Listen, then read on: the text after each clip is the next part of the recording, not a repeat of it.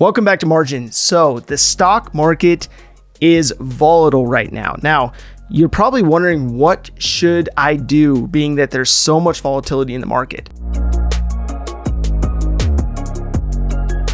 Now, the stock market is heavily emotion-based. Just look at the price-to-earning ratios, IPOs for companies like Rivian, experiments like Dogecoin, the feedback loops like GameStop, or even the response correlated to news of soaring year-over-year inflation. Now, you can see the emotion in the response of collective investors all over the market.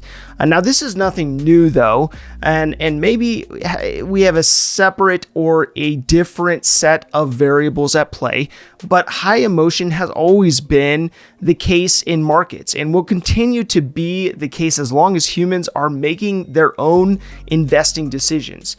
Now, couple this with so many people being on edge right now. And I've mentioned this before, but whether it's regarding the overall economy, whether it's the supply chain, inflation, or hiring issues, maybe even political, health, or social unrest, as well as the personal impact of all these aspects added to the day-to-day life that we lead. It's a lot to deal with. And this can even more so cause people to respond from a place of emotion instead of logic. Now, I believe this is why it is so important to have a strategy for your money, and to have that strategy include building margin to give you some breathing room. Now, of course, strategies change along the way, but not having a strategy at all can lead to responding emotionally when you see disruptions in the market like we've seen over the last few weeks.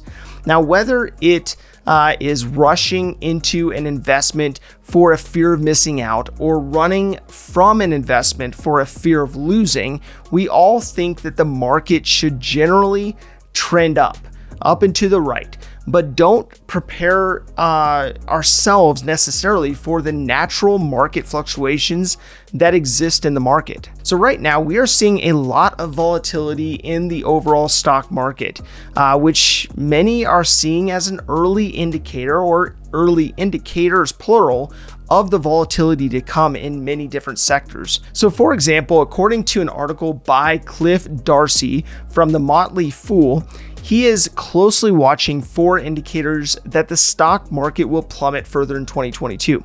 Now, in particular, I liked his simplified approach, but he refers to January setting the tone for the rest of the year, to which the Dow was down 4.2% and the S&P 500 was down about 6.4% as of this recording. Now, the second component he referred to was the slowing growth of China. Now, this doesn't seem like it should be of great concern, but having a world power impacted as heavily as it has been by Evergrande should cause a great concern for other nations, including the US. So inflation was his third component, as fears around rapidly increasing interest rates, as in turn slowing the economy, could greatly impact the stock market.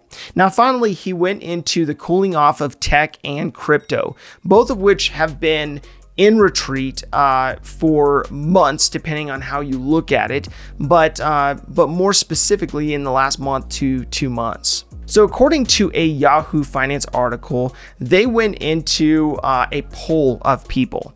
Now, they stated that in addition to managing the impact of today's inflation, more than half of Americans, or 52%, agree that there will be a stock market crash in the next 5 years.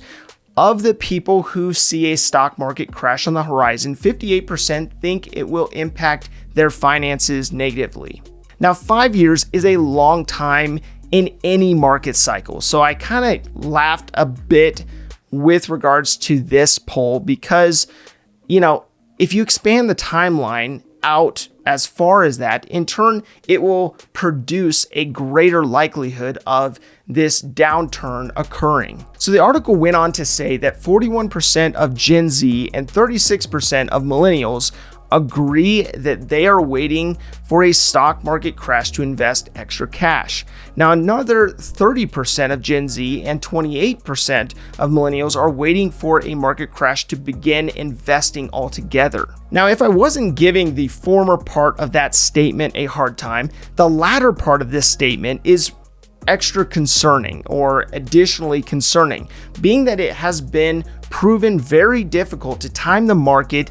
And even still, if you can time the market, it's typically a better strategy to dollar cost average into the market, meaning that you are consistently investing whether the market is bullish or bearish, and have that long-term approach where you have a strategy that you're investing money over the long haul, no matter what the market does. And that strategy is heavily adopted by investors, and from a methodology standpoint, that it's the route to take to dollar cost average in, so you're not just sitting on the sidelines, not investing any money in, and you're only jumping in when there is a market correction. So typically when there's a market correction, you're not going to time the recovery properly either. So those rebounds after, for example, the spring of 2020,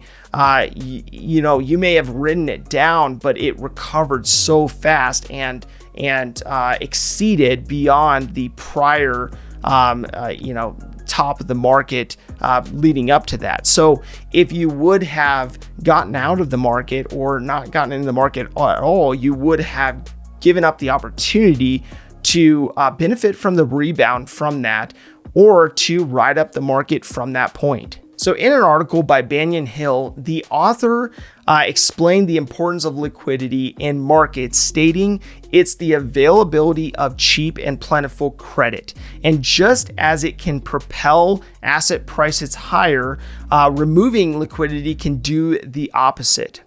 Now, this is an important aspect to notate, being that there is a cycle at play in which people use cash, incomes, and credit to bolster or grow the economy.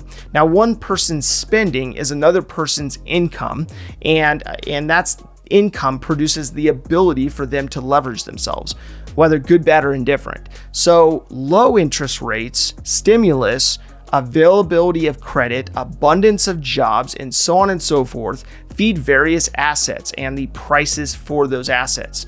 However, the opposite can be crippling to an economy.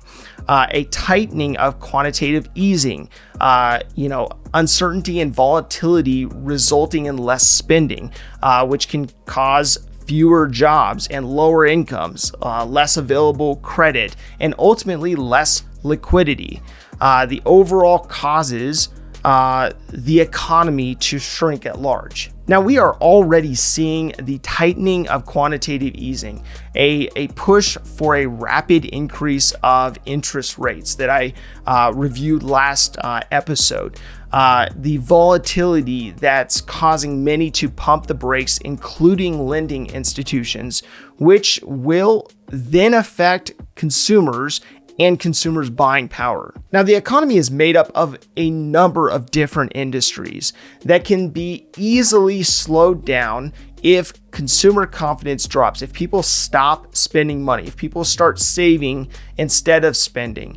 And this confidence was adjusted slightly down from 2021 highs going into the new year, according to the conference board. Now, as previously stated, I don't recommend people try to time the market, as people rarely get it right. But what I am saying is that you should consider a few things as you navigate investing in the coming months. Now, the first aspect that I would recommend you look at is whether there is a greater downward risk versus an upward gain. Now, you need to have your own perspective. You need to actually do your own research and figure out what that looks like. But this is an important question to consider for your own finances. The second aspect is what percentage of your overall wealth is sitting in your investment portfolio.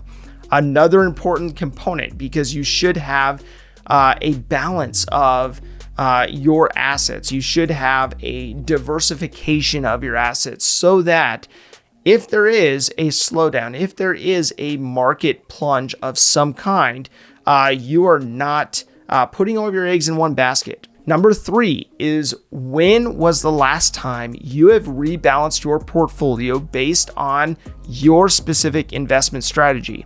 So that means that any single stock or any area that has done exceptionally well needs to be rebalanced according to your strategy.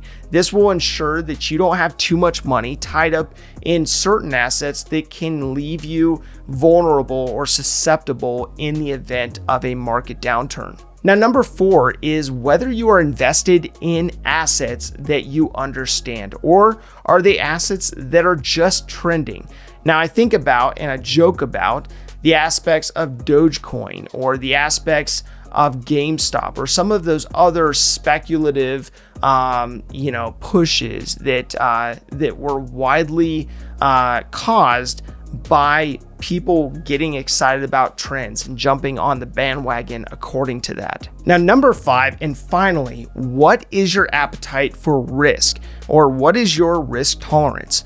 You oftentimes will see certain people making certain investments that pay off generously for them, but may not fit your overall methodology when it comes to risk. And so you need to invest in things where you can stomach the risk. You can actually deal with the level of risk that you are putting your money out and susceptible to.